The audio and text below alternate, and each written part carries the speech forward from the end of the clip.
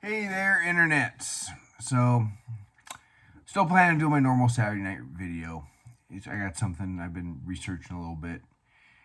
It's a it's kind of news like it's about more Washington, but tonight I just kind of wanted to put out some thoughts. I'm seeing more and more bringing up Mitch McConnell's freezing up. Now, I don't know what's going on,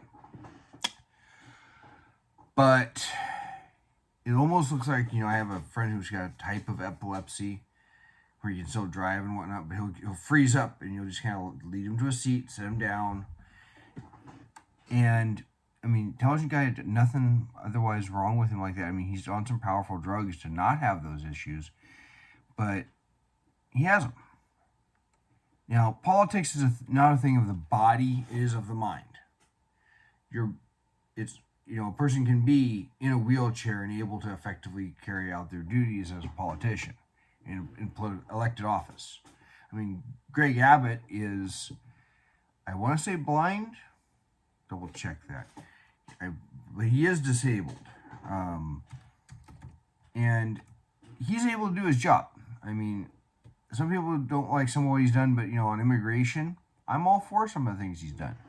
He has signed pro-gun bills. Has he done some things that some on the right have not liked? Absolutely. But he is able to carry out his duties effectively. Let's see here.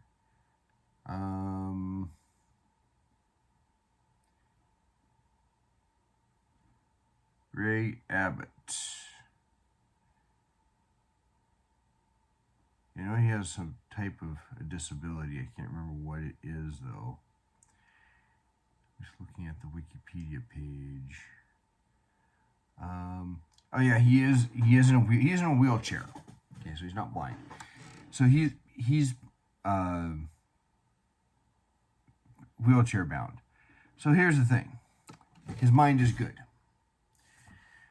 but let's be honest about it. Mitch McConnell's body is starting to give out if he's having these issues, and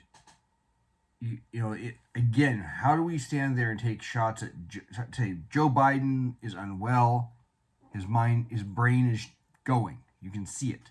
How do we say Dianne Feinstein, she voted wrong on a bill and she isn't all there?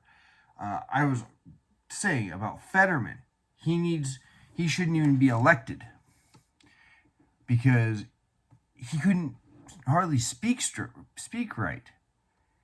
And the Senate is supposed to be the greatest form of debate. And now Mitch McConnell is having these freezing up episodes. There comes a time where people who are older sometimes have to step aside. Now, sometimes it's a matter of you're just making room for the people coming behind you. I do martial arts, and for better than 20 years, I was the guy that took care of the sign banners, put the signs out, and this year someone said, you know what, we're finding somebody else because you've done it enough. Let somebody else do it. Not because I couldn't do it, all right, but I'm not the newly minted Chodan anymore, or black belt anymore. Well, that's a natural transition. In the case of politics, where do you draw that line? Some people say we should have age limits, and I don't believe that's quite right. We shouldn't have a hard age limit for most positions. Even the Supreme Court. The Supreme Court, they sit there, they can take their time, they can study, they can continue, and it's not a matter of critical, immediate importance. If a Supreme Court justice goes down, it can still function. Ideally, if a Supreme Court justice cannot function, they would step down. And they do die on the court, and we sometimes have to spend some time short one justice. Other times, in other positions, it's not critical when a person who's a septuagenarian or octogenarian, if they're in a state legislature, there might be a period where their constituents are without a proper representative. But the higher you go, the more important it is. Every complaint about Joe Biden, I'm sorry, but that applies to Trump. He's 80. Biden is 80 years old. You just need to see the decline between when he left the vice presidency and 2020. He was much more articulate in 2016 than he was in 2020, and just look at him now. He's not capable. And Trump seems spry now, but I've known elders that were really good on top of it, mind sharp as a whip, and then suddenly they are sick and very rapid decline and gone. And sad, but that's the case. In Mitch McConnell's case, he's already the longest serving party leader. He has been in the Senate for way longer than he should have anyway. It's time that Mitch McConnell step aside.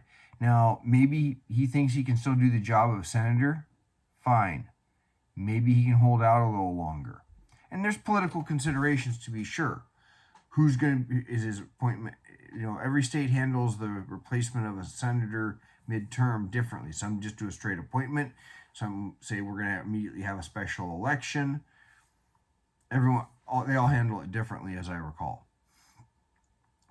And I even I recall one time when they had that happen in 2002, a senator died flying from one location to another in Minnesota, and Jesse Ventura picked somebody completely outside from a third party to complete the term for 3 months because the Democrats hacked him off.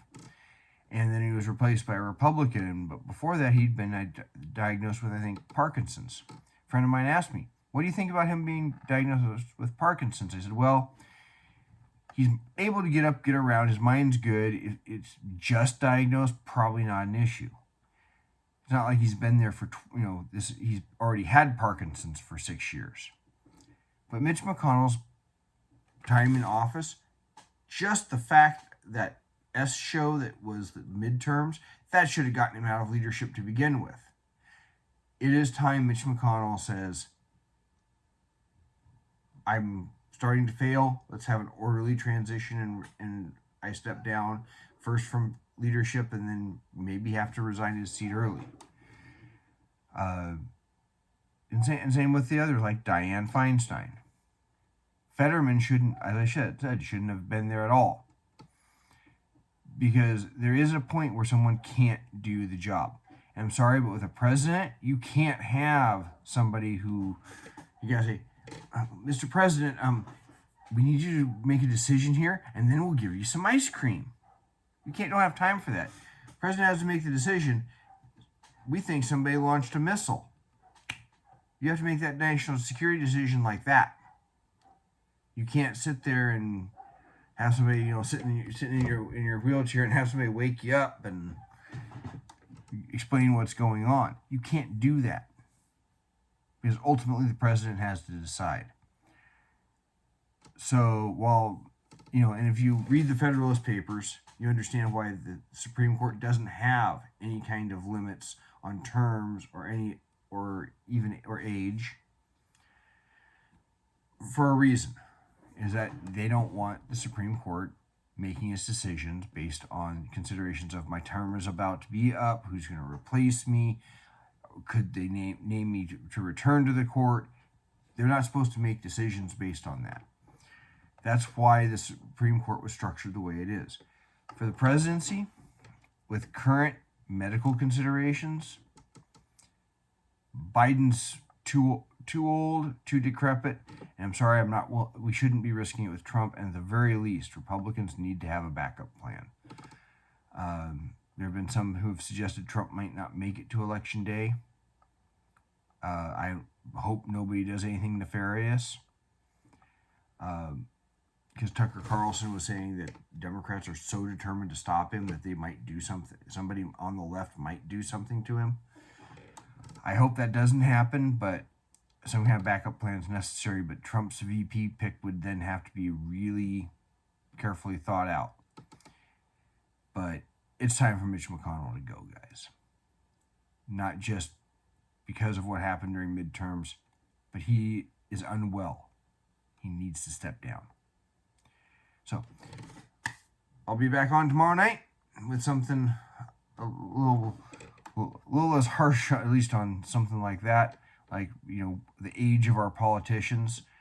I'm 45, just turned 45. I'm young in terms of politics. 60 is pretty reasonable in terms of politics. 80, if you want to be in politics at 80 years old, you need to not be leading the House or the Senate. You need to be further down the food chain of politics. I've had friends that were septuagenarians in elected office, but they weren't that high up. They were port commissioners, mayors, that sort of thing, where it's not super critical. But until then, we'll see you. Until tomorrow, you all take care.